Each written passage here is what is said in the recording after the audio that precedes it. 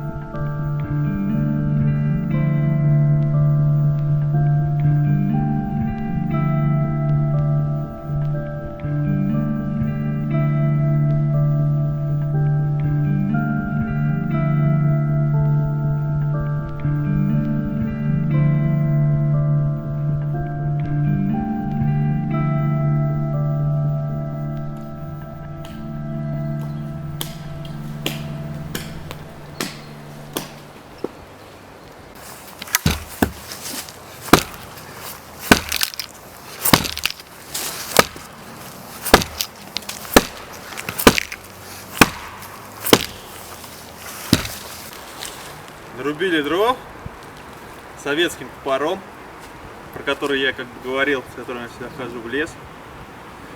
Да, до сих пор острый, но очень тяжело, конечно, рубить, очень устал. Ну, туристический маленький топор с лесоповальным не сравнится.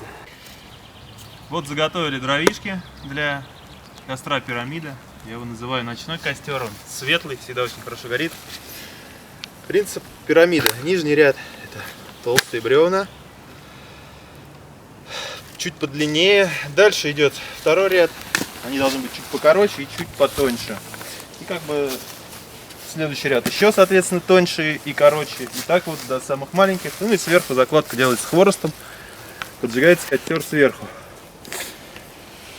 Хороший костер, когда сумерки начинают, как бы, вот уже его надо днем подготовить, и вот только начинает стемнеть, вы поджигаете его и... Фу, я даже не могу ничего сказать, очень устал этим топором рубить, это мука, конечно. Но я это сделал, как, собственно, и всегда это делал, потому что советские вещи, они на века сделаны. Но не суть. Данный костер дает много тепла и света. И, соответственно, зажигать его лучше ночью, когда уже похолодает и станет темно. В общем, этот костер для ночных посиделок идеален. Вот я сложил этот костер. Могу сказать, что для складывания этого костра хватает одной, ну, довольно-таки небольшой елки, средней такой, сухой, опять же. Нужно обязательно сухое. Не валите сырой лес, и так много зараженного короедом дерева, вырубайте его, вырубать зараженные деревья надо, и жгите костры только из сухих деревьев. Вот это, по сути, одна елочка небольшая сложена, сейчас мы ее запалим.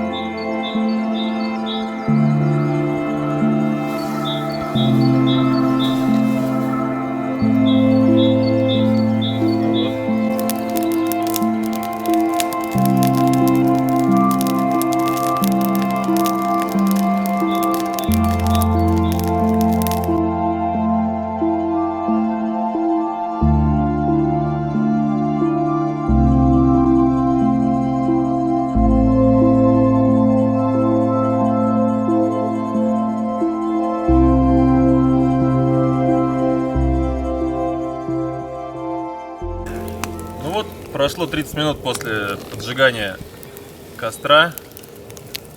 Как видите, он наполовину уже почти разгорелся. Я бы даже сказал наполовину. Ну, уже такой не потухнет. Жара много, света, сами видите, очень много. То есть, я считаю, все удалось. Повторяйте, делайте, учитесь, грейтесь. Все супер. Ну, вот так вот он будет гореть еще очень долго. Я думаю, часа 3 судя по бревнам, даже может подольше. Пламя так и будет постоянно языками подниматься вверх.